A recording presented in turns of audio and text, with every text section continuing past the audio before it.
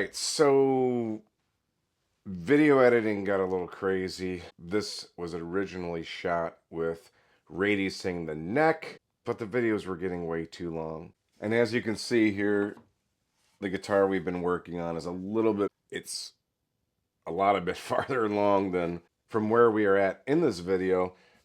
But what you see today is a beginner's window of how to install frets. It's pretty in depth, I hope. But if you've never done it before, this is a great watch. And this is a beautiful piece of figured white oak. Stay tuned. There'll be chapters. Hope you enjoy. Let me know what you think. Here's the video.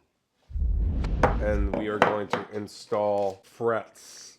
The frets I get from Philadelphia Luthier, and they are the Jescar medium jumbo stainless steel frets. Another key is this fret depth finder, maybe. It'll show you if the fret channel is deep enough to accommodate the actual frets. All right, prepping for frets. First of all, I'm just taking a 220 and just kind of just polishing it up just a little bit, just to make it a little softer. But what I like to do before I start putting the frets in is I like to round the edges. This is something that most people find to make the neck way more comfortable. So at this stage, I like to do this before we put the frets on. And that's just putting like a little bevel, if you will. And I really don't have a measurement from which I do that.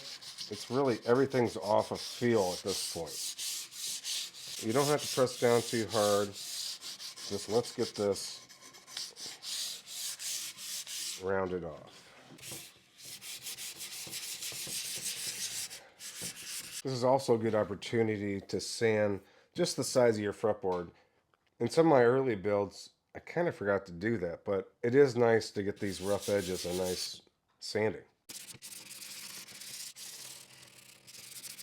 Basically, I just feel it in the palm of my hand and feel if that roundness is comfortable. So for this next step, the fret channel gauge will show you if your fret channel is going to be deep enough to accept and to mate with the fret. So this fella here, we just simply look for the 10 to 14, which is the 12-inch radius, and we make sure that the channel is going to be deep enough. And if it's not deep enough, Cobalt pole saw fits right into that channel perfectly, and I can give it just a little extra if it needs extra depth. Let's take a look. So everything seems to be good except for this one where I have the location pin.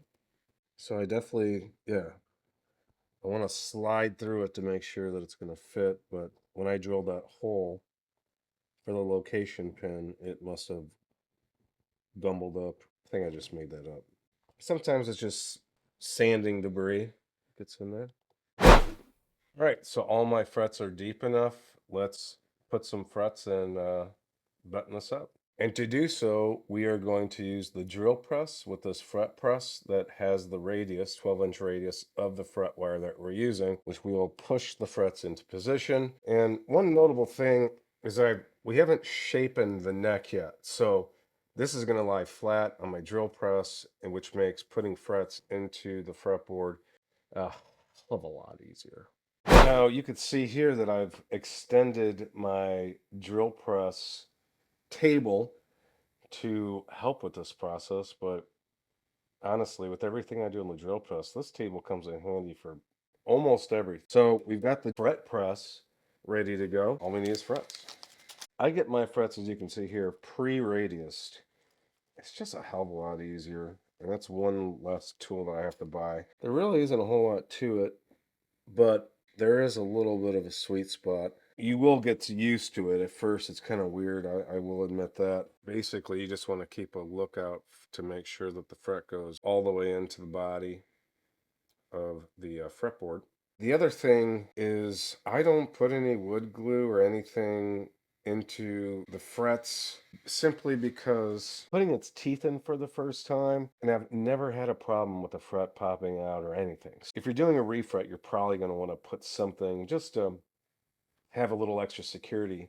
But when we're talking about some virgin territory here, there's still a lot of grip left in it. Some people tap them. Sometimes I do too. But you can really feel it when it kicks in.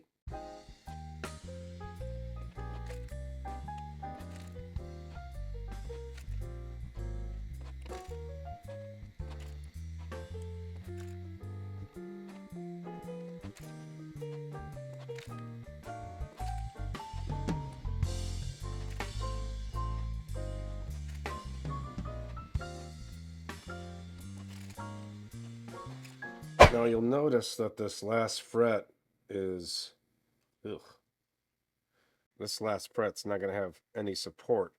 So we are going to have to put down some support for it.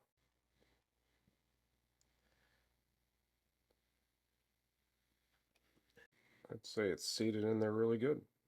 If it doesn't get seated properly, it's not 100% the end of the world, but it'll be a high fret and it's just going to buzz because it's going to be a little too high. You do want to just brace it and seat it properly and the best that you can. Let's chop all these little things off and we are on a roll.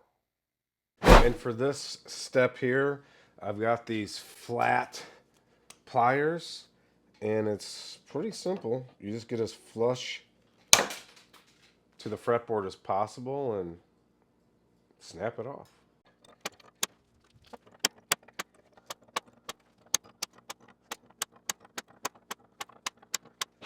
All the frets are off and by golly, it is sharp.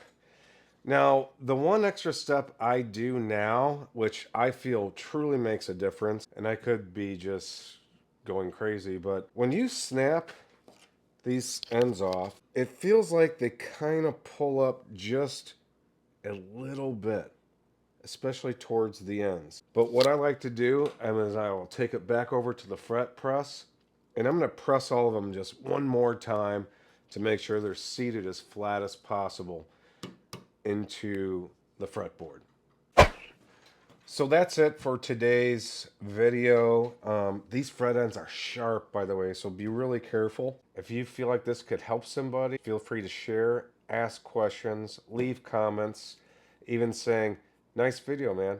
Really helps algorithms to put this in front of other people that are interested in the things that we're interested in. Thank you for watching. I'm going to go finish building this guitar, and I hope you build a guitar too. Have a great day.